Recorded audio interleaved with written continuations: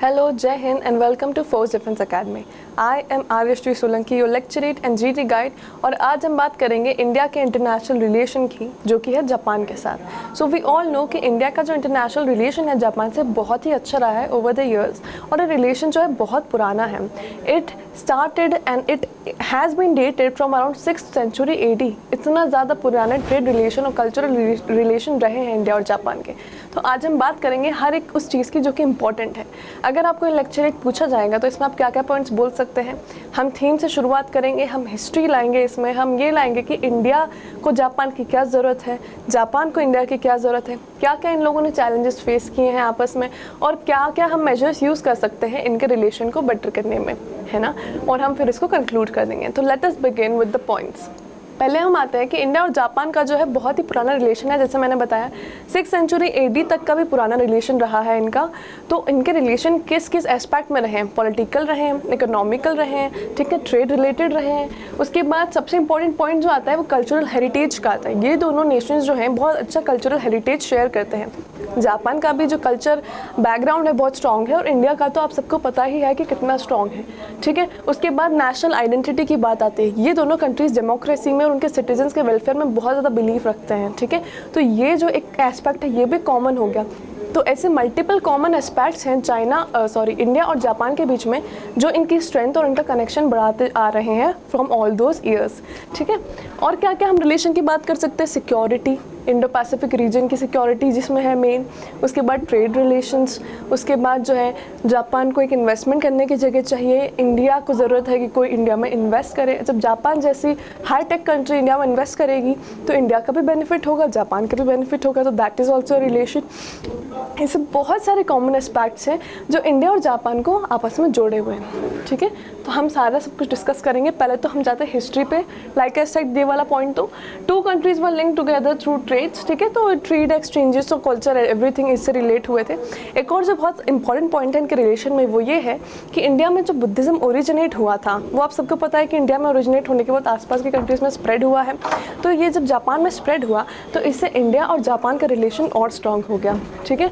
उसके बाद अब देखिए ऐसा एक पॉइंट है कि जितनी भी अच्छी फ्रेंडशिप्स हो, even the bestest of friends have always fought once और ट्वाइस इन देयर लाइफ। तो ऐसे ही इंडिया और जापान के बीच में भी एक टाइम आया था जब इनका रिलेशन थोड़ा सा इंटरप्ट हो गया था।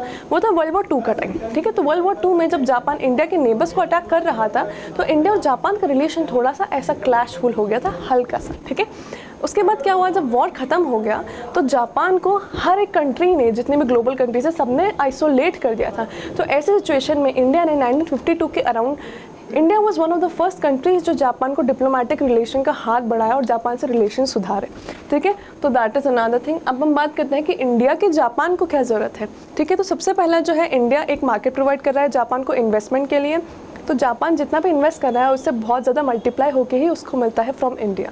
अनदर थिंग कि रीजनल सिक्योरिटी में जो है आप इंडो पैसिफिक की बात कर लो, आप UN में बात कर लो, कहीं भी अगर इंडिया को सपोर्ट चाहिए, जापान को सपोर्ट चाहिए, वो दोनों एक दूसरे के लिए हमेशा खड़े होते हैं। अनदर पॉइंट इज़ चाइना का ग्रोइंग इन्फ्लुएंस और उसकी जितने भी ये टैक्टिक्स होती हैं जिससे वो आसपास की कंट्रीज़ का उनको फंसाता है, उनको ट्रैप में फंसाता है, डेब्ट ट्रैप देता है, उनको पीछे खींचने की चालें चलता है, टेरिटोरियल इन्वेजन करता है। ये सब चीज़ों में जापान को हमेशा इंडिया का सहयोग रहा है। चाइना की स्ट्रैटेजीज़ को कैंसिल आउट करने में, उनसे कॉम्बैट करने में जापान को इंडिया की बहुत सहायता रही है। That is also one more thing. अब हम आएंगे कि जापान और इंडिया के कॉमन बिलीव्स क्या क्या हैं, किन किन चीज़ों पे। स्ट्रैटेजिक लोकेशन इंडिया की है, उससे जापान को बहुत ज़्यादा हेल्प मिलती है। दोनों की ग्रोइंग इकोनॉमी है, मिलिट्री कैपेबिलिटीज़ दोनों की बहुत ज़्यादा अच्छी हैं, साथ में मिलिट्री एक्सरसाइजेस भी करते हैं ये दोनों कंट्रीज़।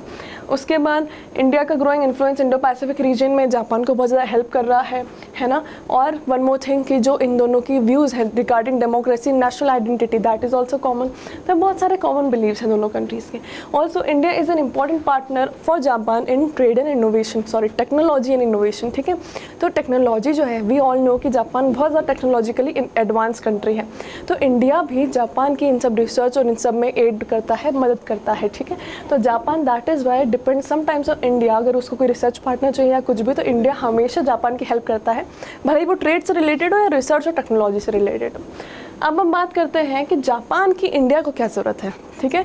अब देखिए हमने क्या देखा कि जापान इंडिया में इन्वेस्ट करता है ना, तो उससे जापान को रिटर्न बहुत अच्छा मिलता है, पर इससे इंडिया का बेनिफिट नहीं होता क्या? बिल्कुल होता है।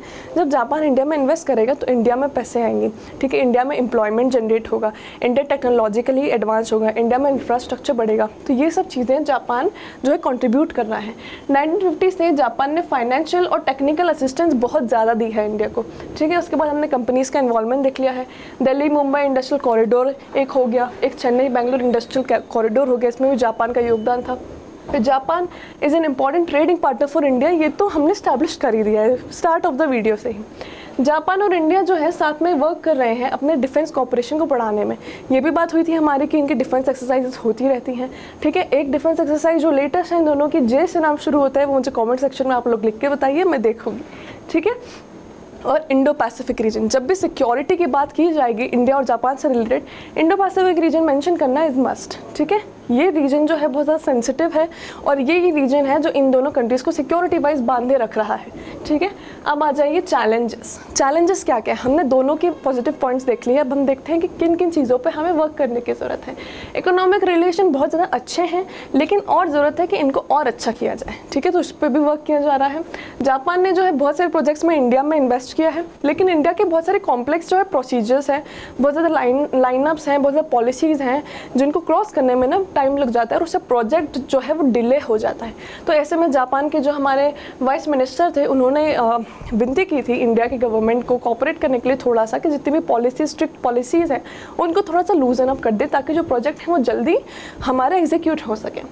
ग्रोइंग इन्फ्लुएंस ऑफ चाइना, अब देखो चाइना जो भी है अपनी टैक्टिक्स करता है, दूसरे नेशंस की टांग खींचता है, खुद को ऊपर लाने के लिए दूसरों को नीचे गिराने की कोशिश करता है। तो इसमें इंडिया को भी कोशिश में है वो, और जापान को भी गिराने की कोशिश में।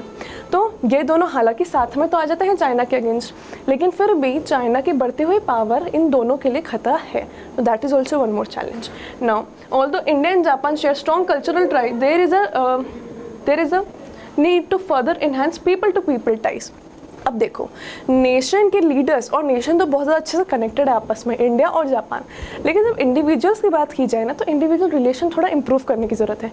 Individuals of India, individuals of Japan आपस में कल्चरली एक दूसरे से जो है ज़्यादा इंट्रोड्यूस नहीं है, ठीक है। इंडिया का कल्चर ज़्यादा जापान के लोग इतना जानते नहीं हैं, जापान का कल्चर ज़्यादा इंडिया के लोग जानते नहीं हैं, ठीक है। तो हमें जो है इंडिविजुअल्स को भी थोड़ा कोऑपरेटिव और थोड़ा एक दूसरे को इंट्रोड्यूस करना चाहिए, जिससे जो है टाइज और अच्छी होंगी, ठीक है। अब कंक्लूड करते हुए, partnership between India and Japan is characterized by strong commitment, बहुत इंपॉर्टेंट वर्ड है, क्योंकि इतने पुराने से अभी तक इंडिया और जापान का रिलेशन चला आ रहा है, ठीक है। स्टेबिलिटी है, पीस है, प्रॉस्पेरिटी है, डेमोक्रेसी है, ठीक है, स्टेबल पॉलिटिक्स है। तो ये सब चीज़ें जो है जापान और इंडिया के कॉमन व्यूज़ हैं, और यही रीज़न है जिससे उनकी रिलेशन भी बनी आई है। The two countries have a shared vision of a free and open Indo Pacific region, ठीक है। तो मैंने जो बताया था सिक्योरिटी पर्पज से इंडो पैसिफिक रीजन बोलना बहुत ज़रूरी। ऑल्सो वन मोर थिंग मैं बताना भूल गई कि जापान, जब India demanded a permanent seat in UNSC ना, तो Japan was there with India, ठीक है। तो इंडिया की सहायता जापान ने हमेशा की है। एक और, they are working together to achieve this goal through cooperation and collaboration. तो तीन हमारे जो वर्ड्स हैं, कमिटमेंट, कोऑपरेशन, कोलैबोरेशन, तीनों जो हैं ये हमारे इंडिया और जापान के रिलेशन की एस्टैब्लिशमेंट है, ठीक है। तो this was all for today's lecturette guys. I hope you all like this video. For more such informative lecturette videos do contact us in the number in the description below. हमारे हर type के आपको SSB interviews, GD, OIR, आपको physical equipments की exercise सब कुछ करवाया जाता है, जो कि आपको एक डिफेंस एग्जाम क्वालिफाई करने में बहुत ज़्यादा हेल्प कर सकता है। So for more such informative videos, do subscribe our channel and contact the number in the description below. Thank you.